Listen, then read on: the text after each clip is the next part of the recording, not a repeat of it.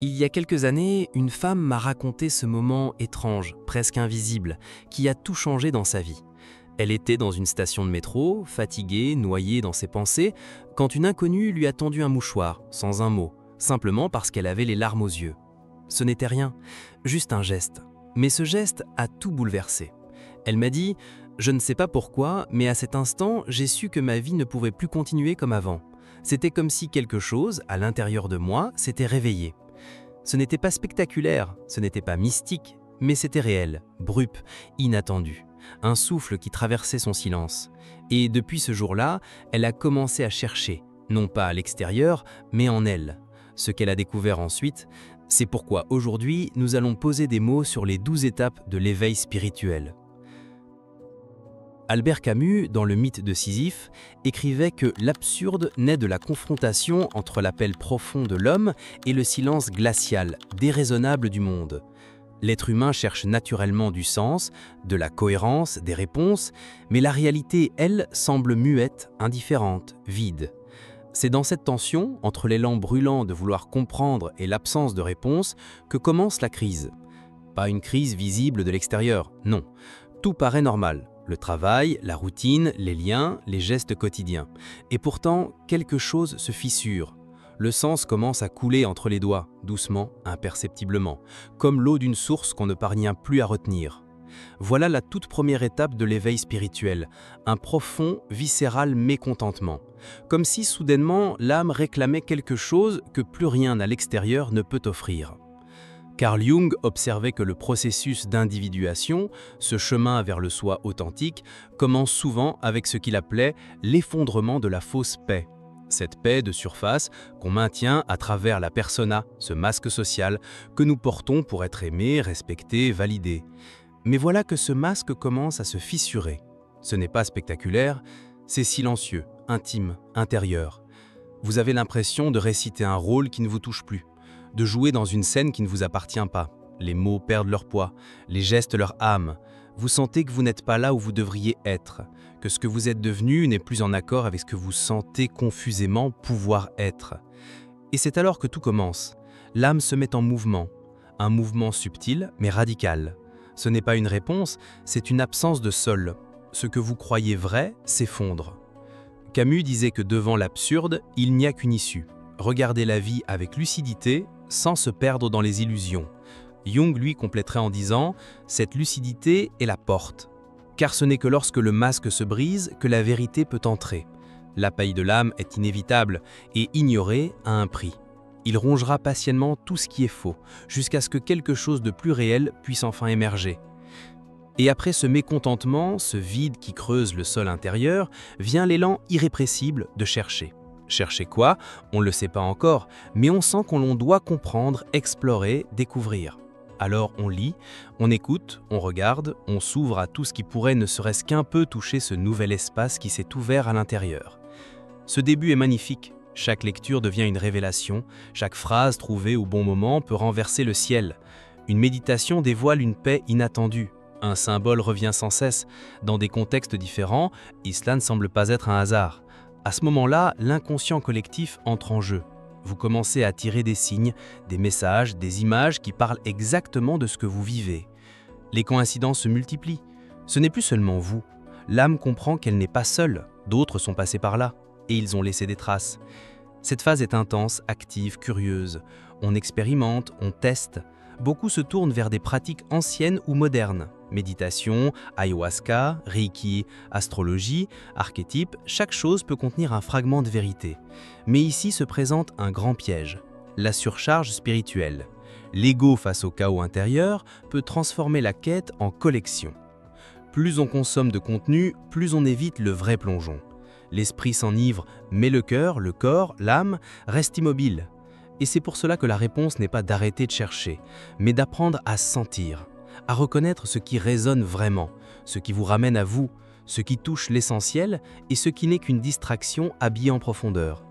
Jung voyait ce moment comme une étape cruciale de l'individuation, la confrontation avec 1000 systèmes, tous valables, tous incomplets.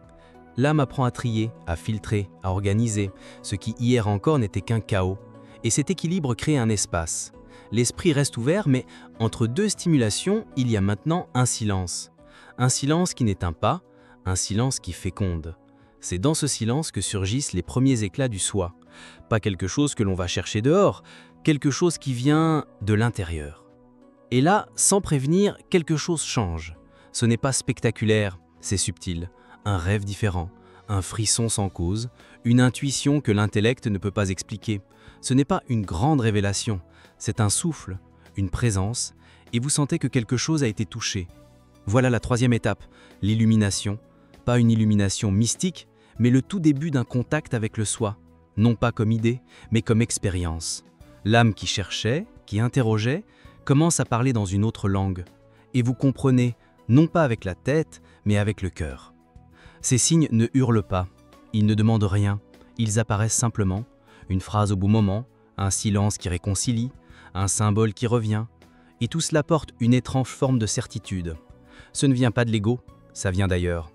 Jung voyait le soi comme le centre organisateur de la psyché, le noyau silencieux qui contient l'essence de ce que vous êtes venu incarner, et il ne se montre pas avec fracas, il se révèle lentement, dans les rêves, dans les élans créatifs, dans les choix que vous faites sans savoir pourquoi, mais qui se révèlent être exactement justes. Oui, vous doutez encore, oui, vous êtes confus, mais vous n'êtes plus perdu de la même manière, parce que quelque chose en vous a été touché. Et cet instant, aussi bref qu'il soit, a transformé votre paysage intérieur. Le doute est toujours là, mais il cohabite désormais avec un nouveau point d'ancrage, un centre, un silence, une cohérence qui commence à se former. Cette étape ne dure pas éternellement, mais une fois qu'elle est vécue, vous ne pouvez plus revenir en arrière. Le soi a laissé des empreintes, et même si vous ne comprenez pas encore tout, vous savez, il y a en vous quelque chose qui sait, et cela suffit pour continuer. Avant de continuer, n'oubliez pas de vous abonner à la chaîne Éclat intérieur, d'activer la cloche pour ne manquer aucune des prochaines vidéos. Car ce que vous êtes en train de vivre mérite d'être compris. Ensemble, nous formons une communauté de recherche, de vérité et de transformation. La quatrième étape de l'éveil spirituel s'appelle la résistance. Et aussi étrange que cela puisse paraître, elle est aussi inévitable que profondément humaine. Car une fois que l'ego a été secoué par les premières fêlures de la persona et par l'émergence d'une part plus vraie de soi, il tente désespérément de reprendre les commandes. L'ego sent qu'il perd pied, qu'il n'est plus au centre, et cette perte de contrôle l'effraie. Il ne comprend pas ce bouleversement intérieur. Alors vous vous accrochez à ce que vous connaissez. Vous essayez de revenir à ce qui vous semblait rassurant, de remettre en place l'ancienne structure, de recréer les repères qui autrefois suffisaient à vous contenir. Vous tentez de retrouver vos automatismes, de vous lever dans vos anciens gestes, de faire comme si tout cela n'avait pas existé. Mais quelque chose ne suit plus. Le monde ne réagit plus comme avant. Ce qui vous apaisait devient fade. Ce qui vous protégeait vous enferme désormais. Ce qui vous paraissait logique devient soudain vide de sens. Et pourtant, vous insistez. Non par faiblesse, mais par instinct, par besoin de sécurité. Voilà le cœur même de cette étape. La lutte entre la peur de se perdre et la nécessité de se retrouver. À ce moment, l'inconscient, réveillé, commence à se manifester plus fort. Mais l'ego, en recul, essaie de redonner forme à ce chaos. Il tente de rationaliser ce qui n'est pas rationnel, de déformer ce qui ne lui ressemble pas. Il commence même à remettre en question tout le chemin parcouru. Est-ce que tout cela était réel? Et si ce n'était qu'une illusion, un excès d'imagination, une fuite? Le doute devient votre défense. Le scepticisme s'impose comme une cuirasse. Jung avait compris cela. La psyché crée des résistances pour se préserver. Certaines parties de vous ne sont tout simplement pas prêtes. D'autres savent, en silence, que faire entrer du nouveau signifie inévitablement dire adieu à ce qui était. Il y a en vous une tension invisible. Une part veut avancer, l'autre freine. L'une veut plonger, l'autre craint de s'y noyer. Dans cette phase confuse, les signes qui vous guidaient deviennent flous. Les rêves perdent leur netteté, les intuitions s'affaiblissent, la connexion semble s'éloigner. L'âme chuchote, mais l'ego lui hurle. Et au milieu de ce tumulte intérieur, un épuisement sourd s'installe. Une lassitude étrange, celle d'essayer d'être à la fois l'ancien et le nouveau, de maintenir deux identités qui ne peuvent plus coexister. Résister devient douloureux, et pourtant cette douleur fait partie du chemin. Car la résistance n'est pas un obstacle, c'est une étape. C'est le dernier souffle d'une structure en train de tomber. L'ego ne veut pas mourir, et même si vous avez prié pour ce changement, y faire face en vrai déstabilise tout. Il arrive un moment où tenir devient plus douloureux que lâcher, et sans crier, sans décider vraiment, quelque chose cède. Pas un effondrement, un relâchement, une soumission douce à ce qui est. L'ego comprend qu'il ne peut plus porter seul l'illusion du contrôle. Alors, il desserre son étreinte. Et ce relâchement marque le début d'un autre état, celui de l'abandon. Ce n'est pas un échec ni une régression. C'est une étape profonde de l'éveil. Comprendre cela change tout, car souvent, à ce moment-là, on se juge, on culpabilise, on croit avoir reculé. Mais non, la résistance fait partie du passage. C'est le bruit du vieux monde qui s'effondre. Et même si cela semble banal à dire, en le vivant, cela ébranche. Car le soi ancien se bat pour survivre, et ça fait mal. C'est pour cela que cette étape demande une tendresse immense envers soi. Ce n'est pas le moment d'exiger ni de se forcer. Il ne s'agit pas de lire davantage, ni d'accumuler de nouvelles pratiques. Ce qu'il faut ici est l'honnêteté nue. Reconnaître que vous avez peur, que vous vous protégez encore, que lâcher prise vous fait mal et que c'est normal. L'éveil n'est pas une ligne droite. Il est vivant. Il recule, il revient, il se déploie puis se referme. À ce stade, l'ego essaie toujours de prendre le contrôle. Mais le simple fait d'en prendre conscience fait déjà partie de l'éveil. Car en voyant la résistance pour ce qu'elle est, en l'accueillant au lieu de vouloir la vaincre, elle commence à se dissoudre. Ce qu'elle craint le plus, c'est d'être vue. Et c'est précisément ce qui doit arriver. La 5e étape de l'éveil spirituel, c'est l'abîme, la rencontre brutale, frontale, avec l'ombre. Et cette rencontre ne demande pas votre permission. Elle s'impose sans prévenir. Une fois que l'ego a commencé à lâcher, l'inconscient prend de la place. Mais il ne vient pas les bras chargés de lumière. Il vient les mains pleines de tout ce que vous avez fui. Il vous apporte la colère que vous avez ravalée, la honte que vous avez enterrée, les peurs que vous avez masquées, les douleurs que vous avez rationalisées. Il ramène à la surface ce que vous avez rejeté, censuré, déformé. Pas pour vous punir, pour que vous puissiez enfin l'intégrer. L'ombre, selon Jung, contient tout ce que l'ego refuse de reconnaître comme sien. Mais ce n'est pas parce qu'on refuse de la voir qu'elle cesse d'exister. Elle se cache. Et un jour, elle explose. Lorsque vous commencez réellement à vous éveiller, l'ombre vient vous rencontrer, pas comme une ennemie, mais comme une vérité. Et cette vérité, vous devez la traverser. Car s'éveiller ne signifie pas aller vers la lumière. Cela veut dire passer par la nuit.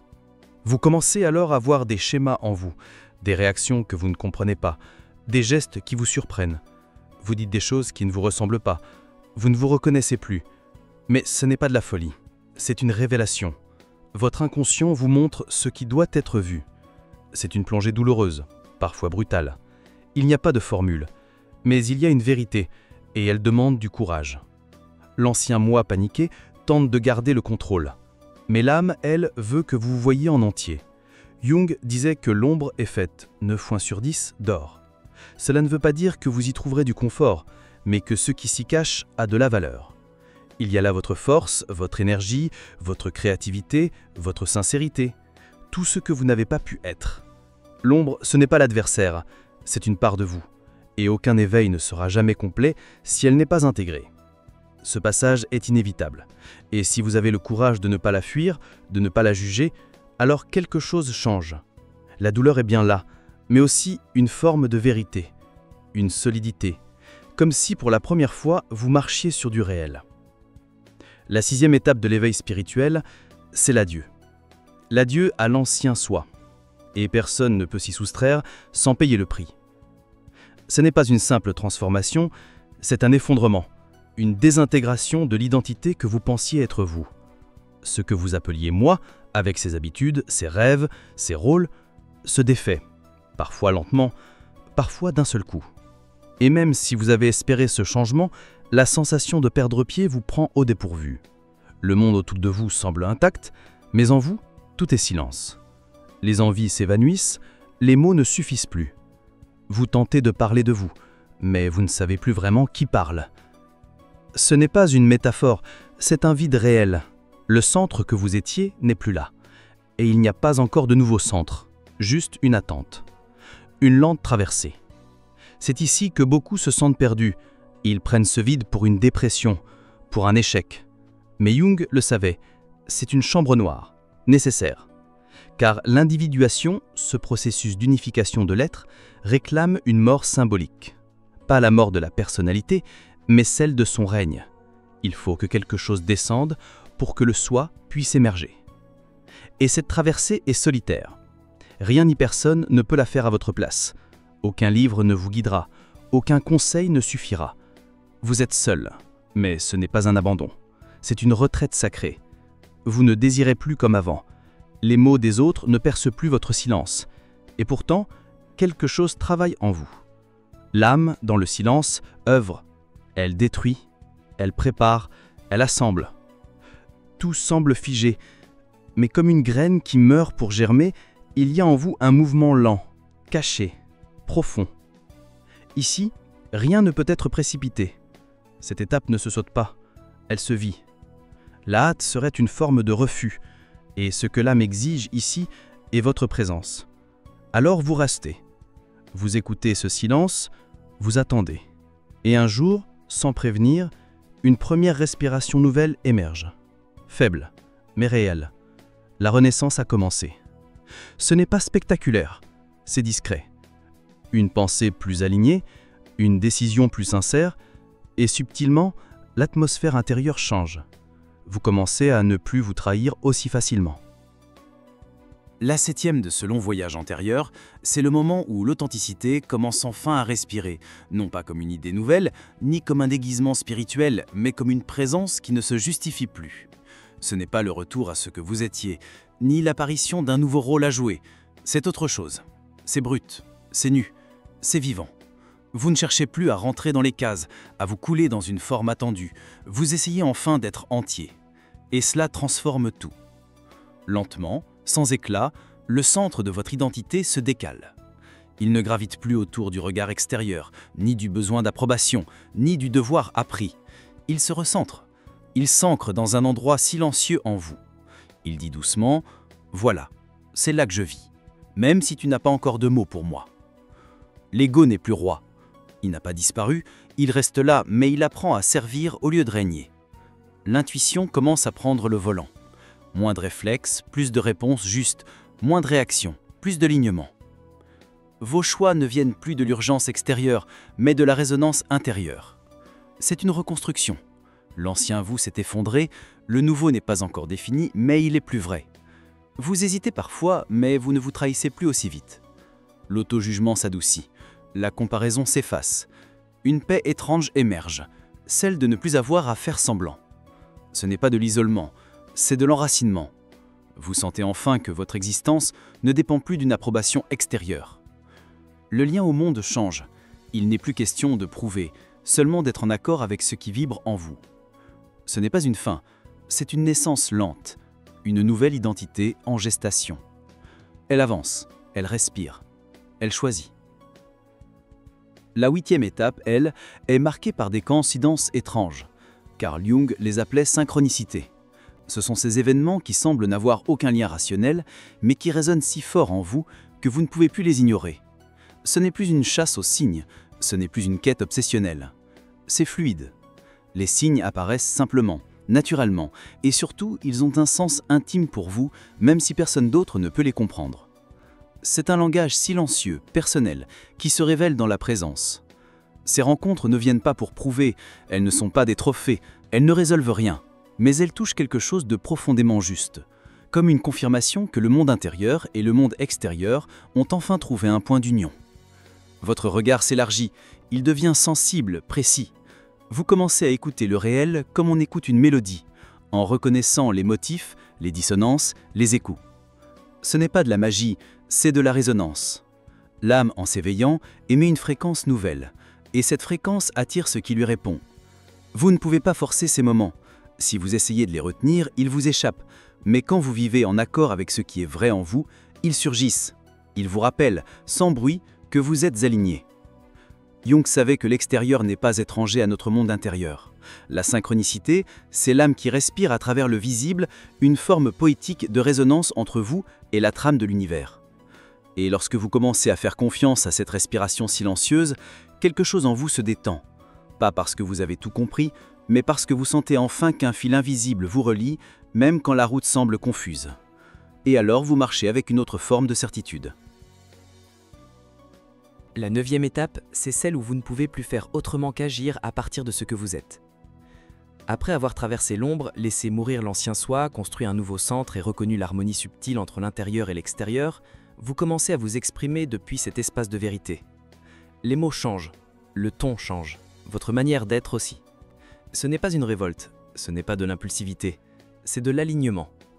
Vous commencez à dire ce que vous ressentez, même si ça la dérange, à faire des choix sincères, même s'ils bousculent, à vivre sans attendre l'autorisation, même si cela vous effraie. Et cela a un prix. Certains liens s'affaiblissent, d'autres se brisent. Il y a des gens qui ne reconnaissent plus ce que vous êtes devenu, des lieux où votre nouvelle fréquence ne trouve plus sa place. Et aussi douloureux que cela soit, vous comprenez que ces séparations sont aussi des guérisons. Le masque social ne tombe pas en une fois.